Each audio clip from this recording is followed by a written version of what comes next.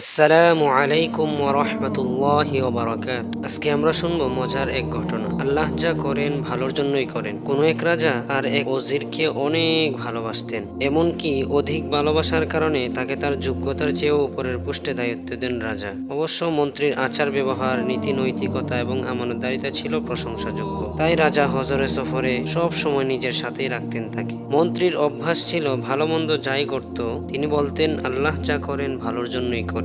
একবার নখ কাটতে গিয়ে দুর্ঘটনাবশত রাজার কনিষ্ঠ আঙ্গুলের অর্ধেকটা কেটে পড়ে গেল। সেনাপতি এবং উজির নাজির যেই শুনলেন এই দুর্ঘটনা, সেই খুব দুঃখ এবং সমবেদনা প্রকাশ করলেন। কিন্তু আলোচিত মন্ত্রী সাহেব এই ঘটনা শুনে রাজার সামনেই অকপটে বলে ফেললেন আল্লাহ যা করেন ভালোর জন্যই করেন। নিজের সবচেয়ে প্রিয় মন্ত্রী এবং সবচেয়ে পাশে থাকা সঙ্গীর মুখে এই কথা শুনে রাজা খুব কষ্ট পেলেন এবং রাগান্বিত হলেন। রাগে ক্ষোভে তাকে মন্ত্রিত্বের পদ থেকে অব্যাহতি দিলেন এবং তাকে কারাগারে পাঠানোর নির্দেশ দিলেন।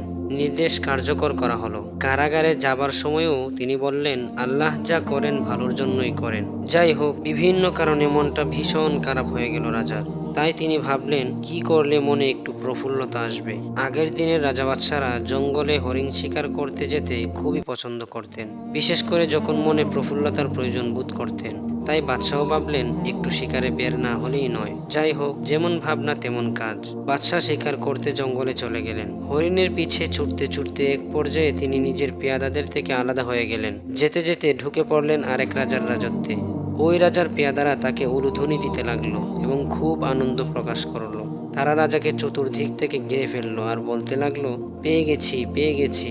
এই বলে রাজাকে ধরে নিয়ে গেল তারা। রাজা বেচারা পড়ে গেল ভারী বিপদে। নিষ্কৃতির জন্য মনে মনে ডাকতে লাগলো আল্লাহকে, কারণ একমাত্র আল্লাহ তাআলাই সকল বিপদ থেকে উদ্ধারকারী। বিশাল আকারের একটি কালো মূর্তি।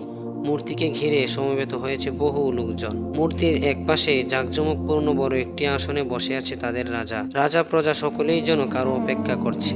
পেয়াদারা এসে রাজাকে কুর্নিশ করে বলল আমাদের দেবতার নামে বলি দেওয়ার জন্য লোক পেয়ে গেছি মাননীয় রাজা মহোদয়।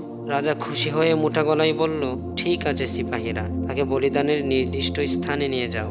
সিপাহীরা রাজাকে নিয়ে যাওয়ার জন্য প্রস্তুত হলো। এ সময় রাজা দুহাত জোর করে তাকে ছেড়ে দেওয়ার আবেদন করলেন। সিপাহীরা তার হাতের দিকে তাকিয়ে বলল না না, একে দিয়ে হবে না, তার একটি আঙ্গুল কাটা, তাই একে দেবতার জন্য বলি দেওয়া যাবে না। যাই হোক, আঙ্গুল কাটা হওয়ার কারণে তারা রাজাকে বলি না দিয়েই ছেড়ে দিল।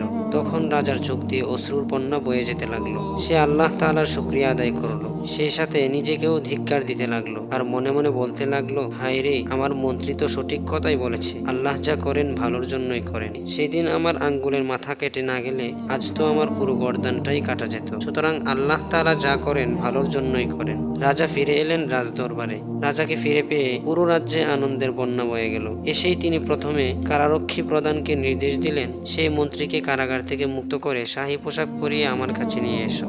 তাকে আনা হলো। রাজা তাকে স্বাগত জানালেন এবং তার কাছে ক্ষমাও চাইলেন। তাকে পুনরায় পূর্বের পদে নিয়োগ দিলেন। মন্ত্রী সহ সকলেই এসব দেখে অবাক হলো। রাজা বললেন তোমরা কি অবাক হচ্ছ আমার কাজে? তাহলে শোনো, আসল ব্যাপার হচ্ছে এই। রাজা পুরো ঘটনা খুলে বললেন। মন্ত্রী বললেন রাজা মহোদয়, এজন্যই তো বলি আল্লাহ যা করেন ভালোর জন্যই করেন। এবার রাজা বললেন হ্যাঁ ঠিক আছে, তবে একটা বিষয় তো বুঝে এলো না। আঙ্গুল কেটে যাওয়া আমার জন্য মঙ্গলজনক ছিল বলেই প্রমাণিত হলো, কিন্তু আপনি যে অপরাধ না করেও অযথা কারাগারে এতদিন বন্দী থাকলেন, এটা আপনার কোন কল্যাণে এসেছে? মন্ত্রী বলল রাজামশাই, ব্যাপারটি বোঝা একদম সহজ। আপনি সব সময় আমাকে আপনার সাথে রাখেন। যদি সেদিন আপনি আমাকে বন্দী না করতেন তাহলে অবশ্যই আপনার সাথে শিকারে আমাকে নিয়ে যেতেন, আর আমি শিকারে বের হয়েও প্রতিটি মুহূর্ত আপনার সাথে ছায়ার মতো থাকি। তাই ওই দিনেও আপনার সাথে থাকতাম। তারা আপনার সাথে আমাকেও ধরে নিয়ে যেত। অতঃপর তারা যখন আপনার আঙ্গুল কাটা দেখত তখন আপনাকে ছেড়ে দিয়ে আমাকে বলি দিত, কারণ আমার শরীরের কোথাও কোনো কাটাছেঁড়া নেই। তাই আমার কারাগারে বন্দী হওয়া আমার জন্য মঙ্গলজনকই ছিল।